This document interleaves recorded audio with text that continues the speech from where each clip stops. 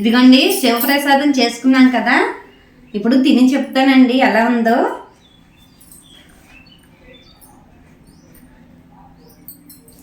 ఇదిగోండి చూసారా ఎంత బాగుందో కదా. అంటే ప్రసాదం కూడా అంతే అద్భుతంగా ఉంది. ఇదిగోండి తింటే అమృతంలా ఉంటుందేమో అనిపిస్తుంది. చూస్తాను ఇప్పుడు. అంటే చాలా బాగుందండి.